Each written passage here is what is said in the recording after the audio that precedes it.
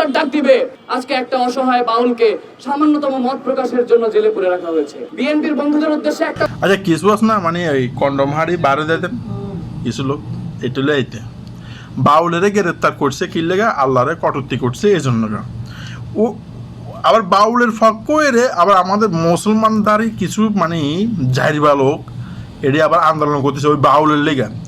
যেখানে যে বাউলে বলছে যে আল্লাহর আগা গোয়া কিছু বুঝি না আল্লাহ আগা মাথা না আমি বলতে চাইতেছি না ভিডিওটা আপনার তো দেখছেন ইতিমধ্যে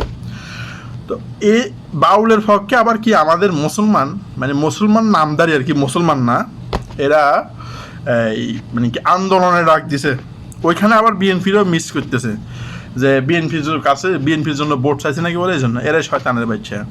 তুই বাউল সাধারণ বাউল করে তুই হাতে যে মানুষে আল্লাহরে কটূক্তি করছে তুই ওই মানুষের ফকলের কথা তোর কাছে লজ্জা শরম বলতে কিছু নেই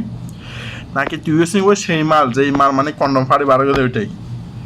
বেশি কিছু আর বললাম না ঠিক আছে বড় ভাই একটা মানা করছে গালাগালি করিও না